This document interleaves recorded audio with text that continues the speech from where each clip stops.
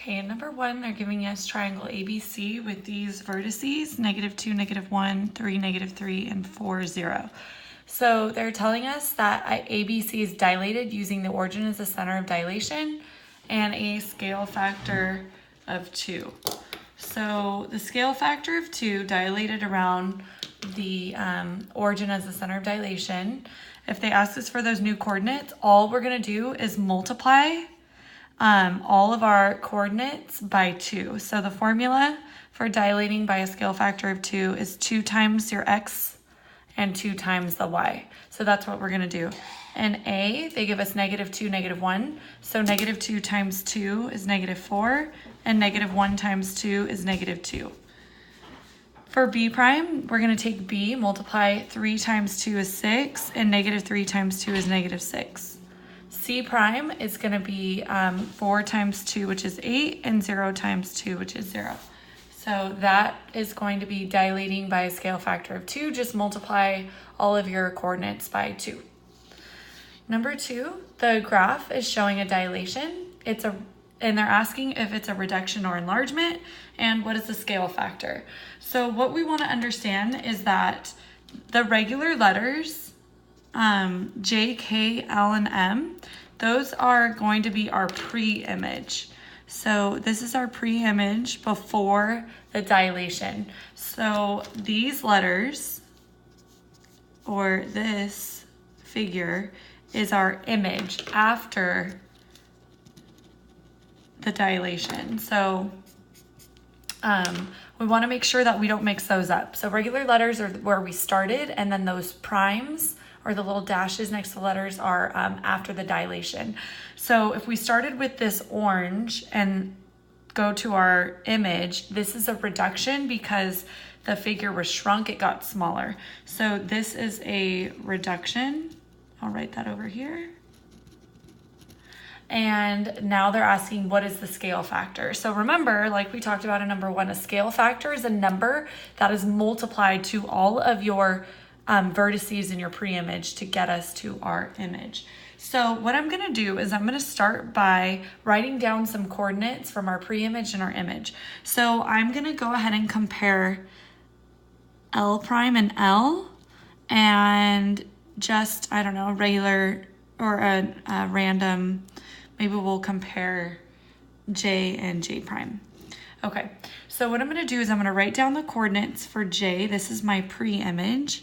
It was J's at -9, 6. And then I'm going to write down the coordinates for J prime, which are at -3, 2. So what we can see, if we are looking at J, how did we get from J to J prime? It's because we divided by 3. So to get from 9 to 3 divided by 3, 6, we're dividing by 3 to get from our pre-image to our image. So we need to know that dividing means our scale factor is 1/3. Okay, so it's not dividing, so your scale factor is not 3. It's scale factor is the number you multiply. So if we were to multiply -9 times 1/3, I can show you the math for that. So -9/1 times 1/3. If we multiply across, -9 divided by 3 is -3. So that's going to give you your -3 here. So dividing by 3 means multiplying by 1/3. So our answer is this is a reduction, and scale factor is 1/3. I circled L because I was going to compare the pre-image and image. But just so you know, if I were to write down all of my pre-image coordinates and all of my image coordinates to get from pre-image to image, it would be dividing by 3 or multiplying by 1/3 for all of the coordinates. Number 3, we're given this quadrilateral, and they're telling us it's a parallelogram, and we want to find the values of x and y. So we remember in a quadrilateral, if we have a parallelogram, we know that the consecutive angle measures are supplementary. So these are considered consecutive because they're next to each other, these angles. So they are supplementary, so we're gonna add them and equal to 180. So then I'm gonna go ahead and add 3,406 and solve. And I get x equals 5 for finding x. And now I want to find y. So I'm going to use 3y plus 2, and then opposite from that is 106. And we have to memorize that the opposite angles in a parallelogram are equal. So I'm going to set up this equation like this. So these two are equal. 3y is equal to 104 divided by 3, and 104 divided by 3 is 34.7. For number 4, we're going to describe the composition of transformations that maps NOP, so that'll be our pre-image, NOP, to RST, so that's our image. I'm going to write that down, pre-image and image. So now that I have these highlighted, we want to understand we're starting with this triangle and then getting to this pink triangle. So I'm gonna draw an arrow. Okay, so there's different ways we can do this. We should be able to see visually that this is going to be a dilation, it's going to be a reduction. So our scale factor is gonna be less than 1 from getting from orange to pink. So it's definitely gonna be a dilation. So I'm gonna write that down. And then this figure is being turned. It's not being flipped, it's not being reflected, and it's not just translated like scooted left, right, up and down. It's being turned. So I know this is going to be some kind of a rotation. So we are going to then look at the exact ordered pairs to figure out how I got exactly from these ordered pairs to this ordered pair. So again, every teacher teaches this a little bit different. I like to make a table.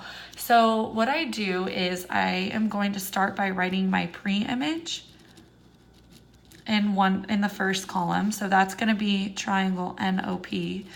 Then I leave this column blank, and then I write down the coordinates of my image, which is triangle RST. So, whoops, that smeared a little bit, that's okay. So NOP, I have N at 8, -2. Cover that figure for just a second. I'm just looking at the ordered pairs. I wrote this down earlier. O is at 6, -8, and P is at 4, -4. So again, I just wrote down these ordered pairs for these vertices. So what you want to make sure you do is you write down NOP, since they give it to you like that, you want to write them in order, NOP. And then RST, I'm going to write down R is at 1, 4, S is at 4, 3, and T is at 2, 2. So what we're gonna do is we're gonna compare how did they get from these numbers to these numbers. So we know for sure that it's gonna be a dilation. So I'm gonna talk about that first. So looking at the figure, we had to know the figure got smaller. It's gonna be a dilation. We're gonna figure out what number was multiplied to these numbers to get to these numbers for our dilation, because that's what a dilation does. It multiplies our X and Y by a number. So we know that the numbers are getting smaller over here. So we want to look kind of for a pattern. 8 and 2 became 1 and 4. 6 and 8 became 4 and 3. 4 and 4 became 2 and 2. So we have to be able to look at these numbers and see that we're dividing these numbers by 2 to get over here. So my scale factor is going to be 1/2. So it'll be 1/2 times my X and 1/2 times my Y, or shortcut is dividing by 2. So that's what I'm going to do first. I'm going to divide these by 2. And I get 4, -1, 3, -4, and 2, -2. So those would be my coordinates if I just did my dilation with a scale factor of 1/2. So we know from here it's going to be a dilation with a scale factor of 1/2. Okay, so then we're going to look, how did we get from these coordinates to these coordinates? Well, if you look, we know for sure that these coordinates are switching. So it's y comma x. So they're switching, the y is going to the back, x is going to the front. Y is going to the back, x is going to the front. So you can see that when those numbers went to the front, they became positive. So we're gonna write that down. So the rule is negative y comma x. So we know this is a rotation of 90 degrees counterclockwise because that's our rule for 90 degrees counterclockwise. So these are actually our answers. It is a dilation with a scale factor of 1/2 and a rotation 90 degrees counterclockwise, which we want to remember also means 270 degrees clockwise. Okay, so that would be if you were to look at these numbers and compare them. But hopefully, if on a multiple choice test we were given answers like this, we would understand that, okay, yes, this is shrinking. So it's gonna have a scale factor of some kind of fraction less than 1, like 1/2 or 1/3 or 1/4, 1/5. So we got 1/2 by comparing the image with the pre-image. So we knew it was 1/2, okay? But for your rotation, it should be very clear that it's rotating one quadrant counterclockwise. So counterclockwise rotation is 90 degrees because when it moves one quadrant, it's 90 degrees counterclockwise. But just keep in mind that if it gave us answers for clockwise, if you were to move this pre-image clockwise, it would go 1, 2, 3 quadrants. So clockwise, it's 270 degree rotation. So just keep that in mind. So if you are confused on how I did the coordinates, then you should be able to at least just look at the picture and make educated guesses. Okay, number 5, which of the following transformation produces similar figures? So we want to remember that similar figures have proportional sides and congruent angles. So we know that a dilation is going to produce similar figures because it just produces, a dilation gives us the proportional sides and corresponding angles that are congruent. So we know dilation. Horizontal stretch is not going to give us the corresponding sides that are proportional. The vertical stretch, that's not going to happen either. We know the reflection preserves side length and angle measures, which will produce those similar figures, or congruent figures, which are similar figures. This is our rule for translation.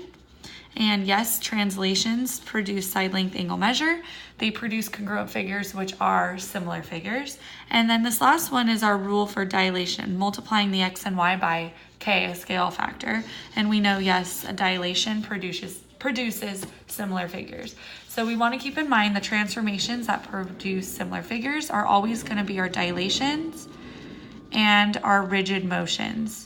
The rigid motions are what we learned back in Unit 2, Chapter 4. Those are our reflections, rotations, and translations. So all 4 of those will always produce similar figures. Number 6, we're going to find the value of x. We find the value of x by adding all of these angles and equaling them to 360. That's our rule for adding the angles in a quadrilateral. So 4 angles equals 360. So when I combine like terms, I get 213, and then subtracting, I get x is equal to 147 degrees. So my missing angle is 147 degrees. Okay, we're given triangle GTD is similar to HVD. So what I like to do is I like to make sure that we know exactly the corresponding angles inside. So if we look at the order of these letters, we know that G and H are going to be the congruent angles. So those sides correspond with one another. Those are congruent angles. Then this T is going to be congruent to V, and we can see that by the right angles. And then we have D is congruent to D, and we know that because not corresponding vertical angles, those are going to be congruent. So we're going to solve for y, which means we are going to look at the corresponding sides of the similar triangles. We know corresponding sides are proportional, so we can set up proportion of 2 fractions. So I'm gonna look at y. Y is right here, and I know that y is between pink and orange, so that's gonna correspond with 12 between pink and orange. So y is gonna go with 12, and we're gonna set that equal to another fraction. So the only other number I have from this triangle is 15. So I have to set up 15 congruent with, or not congruent, with its corresponding side. So 15 is between yellow and orange, so it corresponds with 20, which is between yellow and orange. Or look at 15, it's the hypotenuse, it's gonna correspond with the hypotenuse. So when I create these corresponding sides, if I start with this triangle, I'm gonna go to this triangle. So I was consistent. So y and 15 come from the same triangle, and then 12 and 20, which are on the bottom or denominator, come from the same triangle. So what I do now is I'm gonna cross multiply, and y times 20 gives me 20y. That's equal to 12 times 15, which is 180. Then to solve for y, divide 20. 180 divided by 20, my answer is 9. So y equals 9 is my answer for number 7. Number 8, this is talking about scale factor and whether it's going to be enlarged or reduced. So when a scale factor is less than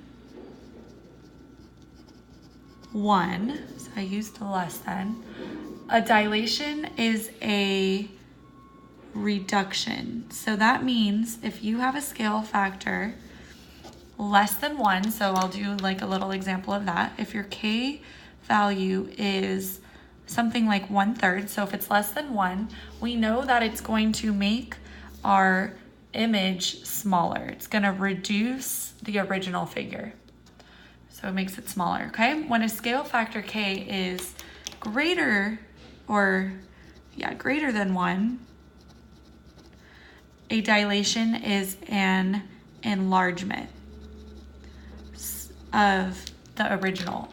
So what that means is if I have a k value bigger than 1, so something like 4/3 is bigger than 1 or 3, so a number bigger than 1, that means it's going to take your original figure or your pre-image and enlarge it and make it larger. Okay, so that's what this is saying over here. Number 9, we are given that these angles D and A are congruent and C and F are congruent. So we always want to mark up the picture with the information they give us.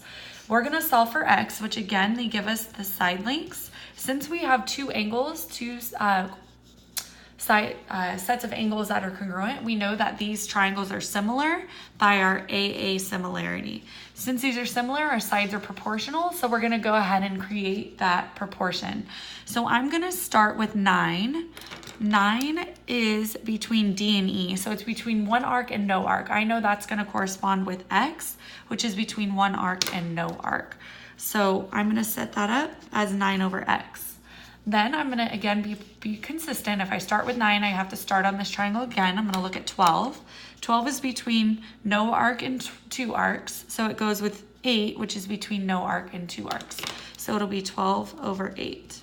So then I go ahead and solve for x by cross multiplying. X times 12 is 12x. That's gonna equal to 9 times 8, which is 72. And dividing by 12, I get x is equal to 6. Number 10, we're gonna prove that these triangles are similar, 2 of the triangles, and we're going to include a similarity statement and show work. So what I'm gonna do is I'm actually gonna do 2. So I'm gonna do 2 triangles, and then I'm gonna do another 2 triangles, just to show you that there are different ways to do this. So my first pair of triangles that I'm gonna talk about are the first 2. So this will be this triangle and this triangle. We are going to prove that these are similar. So far with these 2 triangles, I can see that 33 degrees and 33 degrees, they have one pair of corresponding angles that are congruent. So far, we know that all we have to do is show one more pair of 5 congruent angles. 97 and 50 aren't congruent, but what we want to do is solve for x, find missing angle x, and then maybe we're going to have another pair of congruent angles. So I'm going to solve for x using my triangle sum theorem. 97 plus 33 plus x equals 180. And I get 130 plus x equals 180. And solving, I get x is equal to 50. So since x is equal to 50, I now can see that we have another pair of congruent angles. So D is also is going to be congruent to x. So we have x and D are congruent, z and f are congruent. So we're able to say, since I have two pairs of corresponding angles that are congruent, I have x and D and z and f, then I say that my triangles are similar. So we have to be consistent. I'm going to start with y, then x, then z is similar to this triangle. Since I said y first, I have to say e first over here. Then I said x second, so I go with D. Then z went third, I have to say f. So that's how you create the similarity statement. When you write the similarity statement, you have to go in order. So x, if you go y, x, z, you have to write EDF over here. And our reason is AA similarity. Because when we show two corresponding angles are congruent, then we conclude that they're similar by angle-angle similarity. Okay, number 11, we're going to name the quadrilaterals that have diagonals that bisect each other. So remember the quadrilaterals we talked about were the parallelograms, and then we had special types of parallelograms. We had the rhombus, we had the rectangle, and we had the square. So we want to keep these in mind. Diagonals that bisect the angles, the quadrilaterals that did that were the rhombus. And since the rhombus has that property, we also have the square, because the square and the rhombus share properties, and rhombus and square both have diagonals that bisect the angles. I'm going to go ahead and draw a picture of a rhombus. Oh, not a good rhombus. And what it means is that if you have a diagonal, this angle is congruent to this angle. That's what this is saying. And it also works in a square. Equiangular quadrilaterals would be the rectangle and the square. And I'm going to draw an example of that. If I drew a rectangle, the rectangle and the square both have all 90-degree angles. Equiangular means all equal angles. That's why it's rectangle and square. Perpendicular diagonals is going to be a rhombus and again a square. So perpendicular diagonals, let me draw a picture of our rhombus here. What it means is the diagonals are going to intersect and make 90-degree angles. So that happens in a rhombus, it happens in a square, perpendicular diagonals. Number 12, we're given that this is a rhombus and that CDE, so CDE right here is 52 degrees, and they're asking us to find the measure of ABC. So we're looking for this whole angle ABC. So since this is a rhombus, we know that if this is 52 degrees, that this is also the angle next to it 52 degrees, because my angles are bisected in a rhombus. So if this is 52, this is 52, then this entire angle is going to be 52 plus 52, which is 104 degrees. And in a rhombus, we know that the opposite angles are congruent. So if this is 104 degrees, then angle ABC is 104 degrees. So the measure of angle ABC, 104 degrees. Number 13, we are given that AC is parallel to DE. I'm going to draw on those arrows. We're going to prove that triangle ABC, so this is triangle ABC. We're going to prove triangle ABC is similar to triangle DBE. So to that triangle. So what we have is the smaller triangle that's overlapping on top of the bigger triangle. We want to say that those are similar. So what we want to do is talk about our angle-angle similarity. So this theorem that we've been talking about, our postulate, says that if you can show two pairs of congruent angles, corresponding congruent angles, then you conclude that we have similar triangles. So that's what we're going to do. Okay, so we're going to start by writing down what's given to us. They're telling us that AC is parallel to DE. So we write that down and then we say for a reason that it's given. So since we're given that these are parallel, it is going to give us more information. Because these are parallel, then we can say that BDE is congruent to this angle right here, DAC. So those are congruent angles by corresponding angles. Again, because these are parallel, we do have these corresponding congruent angles. So I'm going to say angle BDE is congruent to angle, you could call this BAC or DAC. I'm going to call it BAC. And my reason for these being congruent is that they are corresponding angles. Okay, so we have one pair of congruent angles so far. Now we're going to state the other pair again by looking at corresponding angles. Angle E right here, BED, is going to be congruent to this angle right here, BCA, again, because these are corresponding. So I'm going to write that down. Angle BED is congruent to angle BCA. My reason is they're corresponding angles. So since I've stated two pairs of angles, congruent angles, I can conclude now, right here, what they wanted me to prove, that triangle ABC is similar to triangle DBE. My reason is AA similarity. Number 14, ABCD is a square given diagonals that intersect at E. We're going to find the value of x, given EB is 7x minus 1 and CE is 5x plus 3. They're giving us those diagonals. We want to remember that these are all congruent in a square and in a rectangle. So all we have to do to solve for x is set these equal and then solve. So I'm going to do that quickly.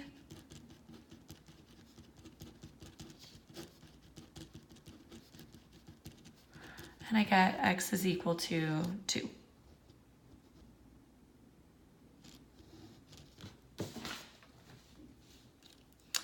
Number 15, they are giving us these different sets, and we are going to figure out which one of these can be proven to be similar. So for our similar triangles right here, we are given that these are parallel lines, and we want to picture this as a transversal. So we already are given a pair of congruent angles, but we can also say that these are congruent because these are corresponding angles. Corresponding angles, when you have parallel lines and a transversal, are congruent. So we have two pairs of congruent angles. So we're going to say set 1 is similar triangles by our AA similarity. Set 2, we know that these two are congruent, and then they're giving us a side is congruent. And that's not going to be enough information. We don't have any other angle measures. One side length is not going to be enough, so we're not going to pick set 2. Set 3, we have these two pairs of sides, and then vertical angles are going to be congruent.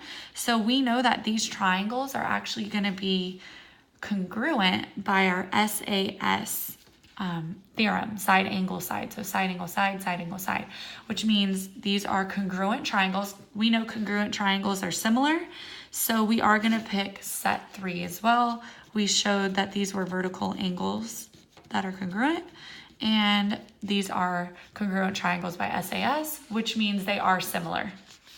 So we're picking set 1 and set 3. Number 16, given this parallelogram, which of the following statements are always going to be true? So A plus C does not equal 180. Those are going to be equal. So yes, A equals C because in a parallelogram, opposite angles are congruent. A and D are not equal. Those should equal 180 because they're right next to each other. The consecutive angles should be 180. So C plus D, yes, these consecutive angles are supplementary. So yes, those equal 180. And all of the angle measures do not equal 180. They equal 360. So we're not picking that one. All right, number 17, we have ABCD has diagonals that intersect where AD is 12, AB is 16, and FB, which is right here, is 10. So we're going to find the lengths and then state our reasons. They want us to find BC, so we're looking for BC. We know BC is going to be 12. Let me find a different color here. We know BC is 12 because the opposite sides in a rectangle are going to be congruent.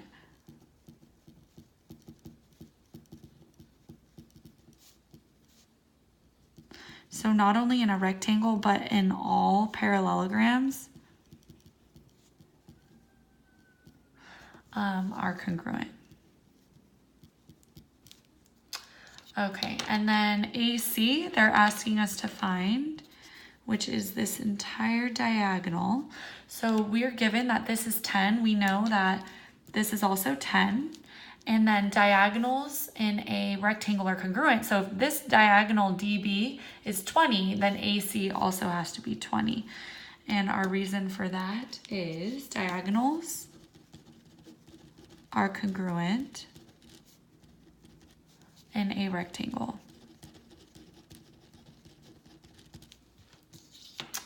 Okay, number 18, we're considering this parallelogram. And then we're going to say whether these statements are true and false. So since it's a parallelogram, we know it has different characteristics. They're asking if JML, so here's JML, is that going to be congruent to KLM? So they're asking if these two are going to be congruent. That is totally false, not true at all. Those are called consecutive angles. They're right next to each other. We know that consecutive angles in a parallelogram are supplementary, meaning they're going to add up to 180. Sorry, I ran out of room. They're supplementary. They are not congruent when they're next to each other like that. Okay, they're now asking us if MN is equal to NK. So here's MN, is that going to be equal to NK? Yes, that is true because diagonals bisect each other in a parallelogram.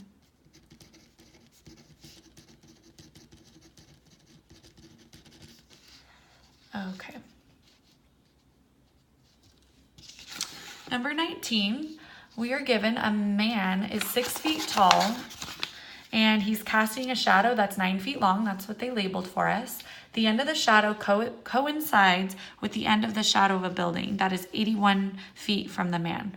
So we are going to explain why these are similar. So I want you guys to be able to see the smaller triangle that's overlapping this larger triangle. So we can go ahead and draw these out here. So I have my smaller triangle with this, and then I have my larger triangle. And I'm actually going to label this bottom 90. Let me use a color because 81 plus 9 is going to be this part of the triangle. So what we know is that these two angles are going to be exactly congruent because they lie on each other. So we know those are congruent. And then we have this man who's standing and also this building. So we're going to say that these are going to be perpendicular with the ground. Those are 90-degree angles. So what we have is that this angle here is congruent to this angle here. This angle here is congruent to this angle here. So two pairs of corresponding congruent angles means these are similar by angle-angle similarity.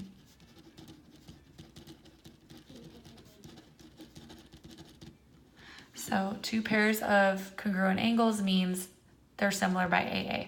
So the man is trying to find the height of the building. We're going to label this part X. So we don't know the building height, so we're going to put an X. And I'm going to go ahead and put an X over here because I drew this larger triangle out here to help me set up for part C. So part C is asking me to find X. It's very helpful when you have these triangles drawn over here. Because they're similar triangles, the sides are proportional, so we're going to create that proportion. So I am going to solve for X. You can set this up different ways. I'm going to start by using X. So X is going to correspond with 6. Since I used X on my numerator, I have to use 90. 90 is going to correspond with 9. So that's how you're going to set up your proportion. And then you're going to cross multiply to solve. So X times 9 is 9X. And that's going to equal to 90 times 6, which is 540. Then to solve for X, divide by 9. And X is equal to 60. So the height of the building is going to be 60 feet.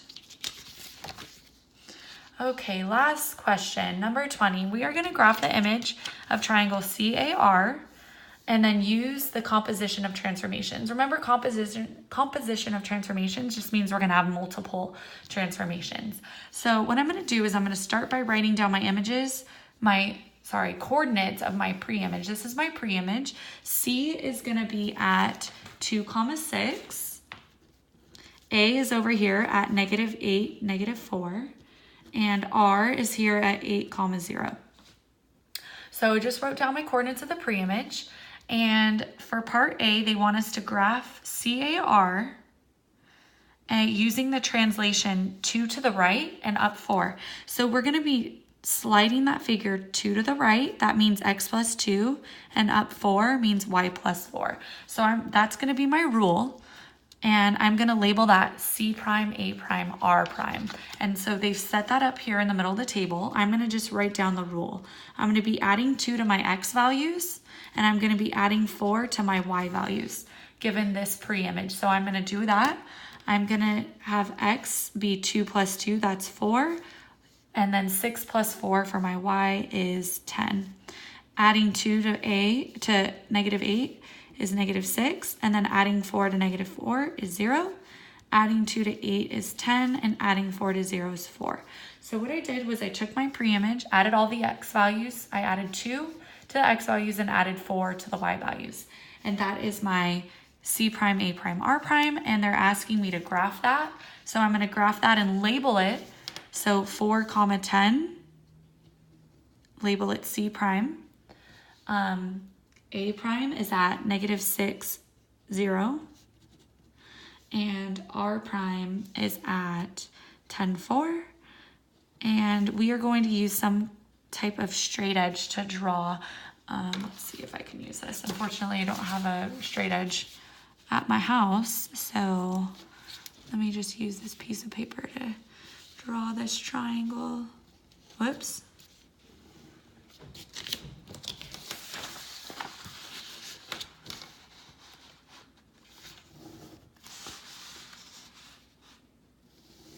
Okay, good enough. All right, so there is my first image for part A. This is going to be my answer for part A. I graphed my C prime, A prime, R prime after the translation.